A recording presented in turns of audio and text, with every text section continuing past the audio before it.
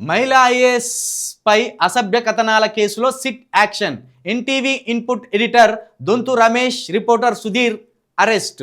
రమేష్ బ్యాంకాంగ్ వెళ్తుండగా అరెస్ట్. సరే, ఈ వార్త ఇప్పుడు మహిళా ఐఏఎస్ ఐపీఎస్ గారి చుట్టూ దీన్ని సెన్సిటివ్ చేస్తాను కదా. ఇప్పుడు మహిళలను చూపించి ఒక రాజకీయ క్రీడ ఆడబోతున్నారు కదా. పోలీసులను తోటి వీళ్ళ మీద పగ సాధించుకోవాలని చూస్తున్నారు కదా. ఇది ఒకసారి చూడండి.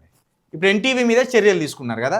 ఎన్టీవీ జర్నలిస్టుల మీద కక్ష తీసుకునే ప్రయత్నము, లేకపోతే ఎన్టీవీ యాజమాన్యాన్ని లొంగ తీసుకునే ప్రయత్నం కావచ్చు, లేకపోతే వాళ్ళతోటి మొత్తం మాలాంటి వాళ్ళందరినీ కూడా సిట్ రైట్ చేయాలి, వీళ్ళు మనం ప్రశ్నించొద్దు అనే ఒక దుర్మార్గమైన ఆలోచన కదా. మరి ఇదేంటిది? రేవ్ పార్టీలో కేటీఆర్ భార్య, దీన్ని ఏమంటారు?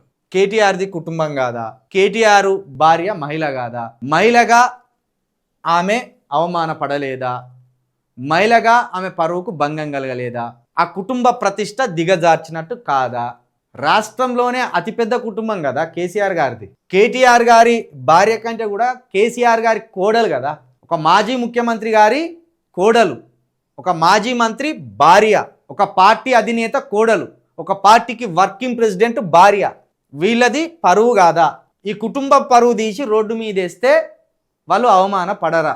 ఏ ఆధారాలు లేకుండా, ఏ ఆధారాన్ని చూపెట్టకుండా డైరెక్ట్గా బిగ్ టీవీ రేవ్ పార్టీలో కేటీఆర్ భార్య అని డైరెక్ట్ జడ్జిమెంటే ఇచ్చేసింది. న్యాయస్థానం జడ్జిమెంట్ ఇచ్చేసినట్టు బిగ్ టీవీ జడ్జిమెంట్ ఇచ్చేసింది.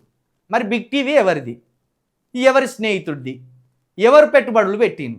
ఎవరు నడిపిస్తున్నారు? మరి ఇంత దుర్మార్గంగా కేటీఆర్ గారి భార్యను, కేసీఆర్ గారి కోడల్ని, ఒక పార్టీ అధినేత కోడల్ని, ఒక పార్టీకి వర్కింగ్ ప్రెసిడెంట్ భార్యని ఇంత దుర్మార్గంగా అవమానించినప్పుడు, ఇంత దుర్మార్గంగా వాళ్ళ మీద అసత్య ప్రచారాలు చేసినప్పుడు, ఇంత దుర్మార్గంగా వాళ్ళ మీద తమ్నేలు పెట్టినప్పుడు ఏ పోలీసుకి కానీ, ఏ పోలీస్ బాస్కి కానీ దీన్ని అరికట్టాలని కానీ, ఈ అన్యాయం మీద కేసులు బుక్ చేయాలని కానీ, ఈ బిగ్ టీవీ మీద కేసు బుక్ చేయాలని కానీ మీకు అనిపించలేదా? ఏ మహిళా ఐఏఎస్ ఆఫీసరు, ఏ మహిళా ఐపీఎస్ ఆఫీసర్ పోయి స్వయంగా కేసు పెట్టలేదు. ఇంతకుముందు లాయర్ గారు చెప్పింది అదే. ఎవరు కూడా కేసు పెట్టలేదు అన్నారు.